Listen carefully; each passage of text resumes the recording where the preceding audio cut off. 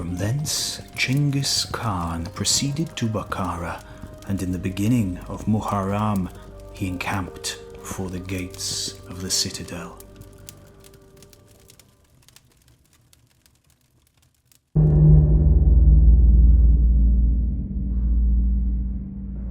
And his troops were more numerous than ants or locusts, being in their multitude beyond estimation or computation. Detachment after detachment arrived, each like a billowing sea, and encamped round about the town. At sunrise, 20,000 men from the Sultan's auxiliary army issued forth from the citadel, together with most of the inhabitants, being commanded by Kok Khan.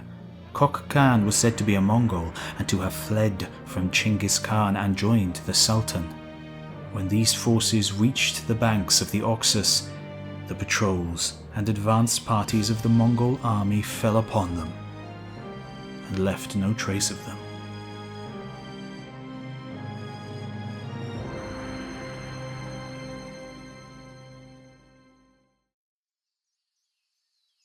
On the following day, when from the reflection of the sun the plain seemed to be a tray filled with blood, the people of Bukhara opened their gates and closed the door of strife and battle.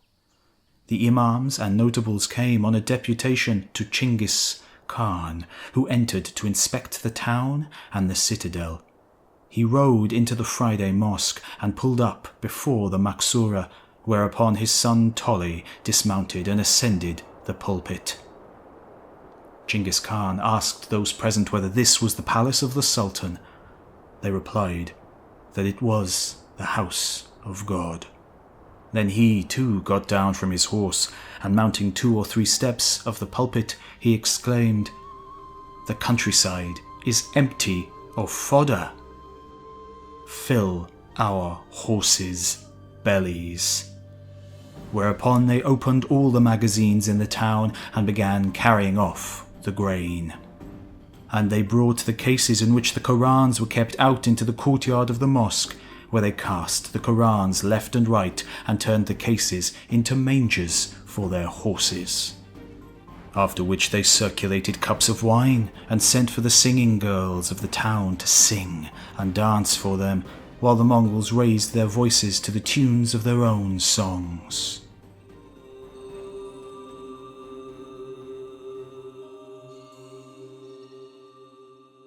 When Genghis Khan left the town, he went to the festival Musala and mounted the pulpit, and the people having been assembled, he asked which were the wealthy among them. 280 persons were designated, 190 of them being natives of the town and the rest strangers.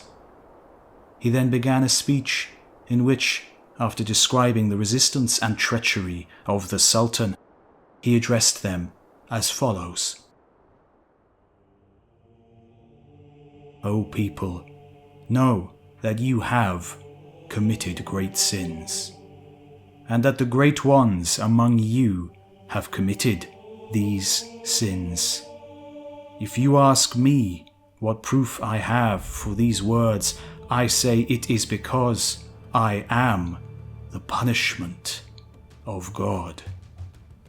If you had not committed great sins, God would not have sent a punishment like me upon you.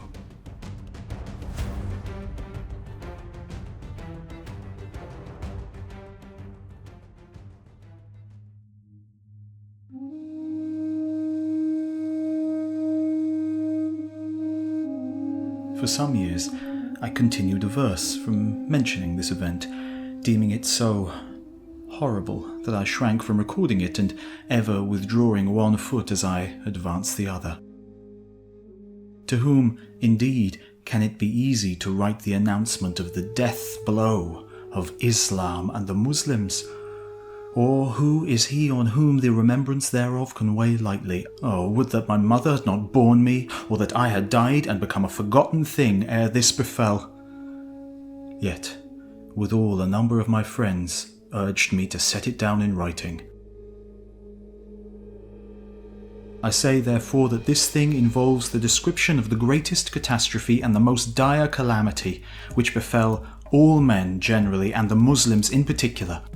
For even Antichrist will spare such as follow him, though he destroy those who oppose him. But these Tartars spared none, slaying women and men and children, killing unborn babies.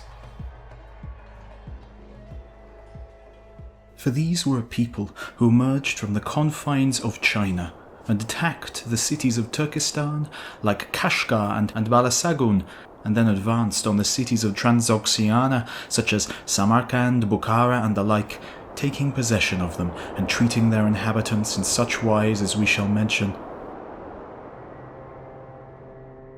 All this they did in the briefest space of time, remaining only for so long as their march required, and no more. Moreover, they need no commissariat, nor the conveyance of supplies, for they have with them sheep, cows, horses, and the like quadrupeds, the flesh of which they eat, naught else. As for their beasts which they ride, these dig into the earth with their hooves, and eat the roots of plants, knowing naught of barley. And so, when they alight anywhere, they have need of nothing from without.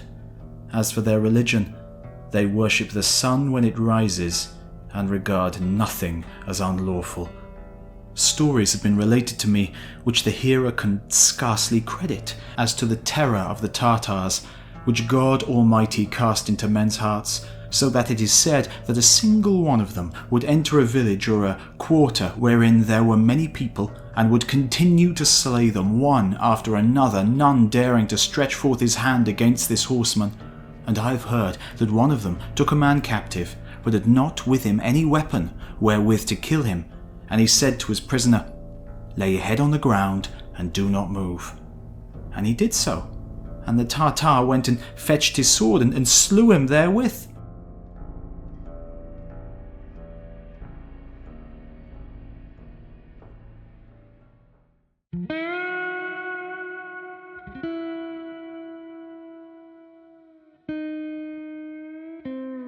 Now Hulagu commanded all those subject to him to go against the Tachik capital, Baghdad, which was the seat of the Tachik dominion.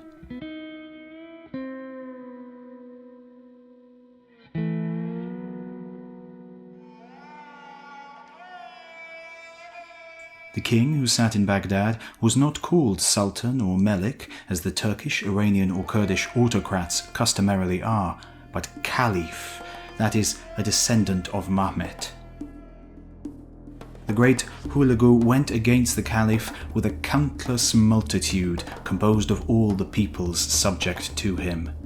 This was done in the autumn and winter seasons because of the severe heat of that country in the summer. Prior to his departure, he ordered Baiju Noyin and the troops with him in the land of the Sultan of Rum to go and surround the great Tigris River on which the city of Baghdad was built, so that no one could flee by boat from the city or to the more secure Basra. They immediately obeyed the command, tying pontoon bridges across the great river and sinking between the river and its bed sturdy fences with iron hooks and pipes, so that no one could depart the city swimming without them knowing about it. Now the Caliph, who resided in the city, proudly and presumptuously sent many troops against those guarding the river. They were under the command of a chief named Davat-Dar, Ostican of his house. Davat-Dar went and first triumphed, killing some 3,000 Tartars. When evening fell, he sat, eating and drinking, without a care, and he sent messengers to the Caliph, saying, "I defeated all of them, and tomorrow I will do away with the few survivors." Now, the crafty and ingenious Tartar army spent the entire night arming and organizing. They surrounded the Tajik army. At daybreak they put their swords to work, destroying the entire group and throwing them into the river. Only a few men escaped. That same morning, the great Hulagu surrounded the city of Baghdad, stationing everyone at arm's length from the wall and telling them to demolish it and guard well that no one escape. He sent valiant emissaries to the Caliph so that he would come out obediently and pay taxes to the Khan. The Caliph gave a stern reply, full of insults, claiming to be lord of sea and land. "You are a dog, a Turk. Why should I pay taxes to you or obey you?" However, Hulagu did not become aggrieved because of the insults, nor did he write any boasts. He merely said, "God knows what he does." Then he ordered the wall demolished, and they demolished it. He said to rebuild it again and guard it carefully, and they did so. The city was full of soldiers and people. For 7 days they stood on the walls, but no one shot arrows at them, nor were swords used either by the citizens or by the Tartar soldiers. But after 7 days, the citizens began to request peace and to come to Hulagu with affection and submission. And Hulagu ordered that this be done, that peace be made. Then countless multitudes came through the city gates, climbing over each other to see who would reach him first. Hulagu divided up among the soldiers those who came out, and ordered the soldiers to take them far from the city and to kill them secretly, so that the others would not know. They killed all of them. 4 days later, the Caliph also emerged with his 2 sons, with all the grandees and much gold, silver and precious stones as fitting gifts for Hulagu and his nobles. At first, Hulagu honored him, reproaching him for dallying and not coming to him quickly. But then he asked the Caliph, "What are you, God or man?" And the Caliph responded, "I am a man and the servant of God." Hulagu asked, "Well, did God tell you to insult me and to call me a dog and to not give food and drink to God's dog? Now in hunger, the dog of God shall devour you." And he killed him with his own hands. "That," he said, "is an honor for you, because I killed you myself and did not give you to another for killing." He ordered his own son to slay one of the Caliph's sons, while he gave the other son as a sacrifice to the Tigris River, saying, "It did not harm us, but was our collaborator in killing the senseless ones."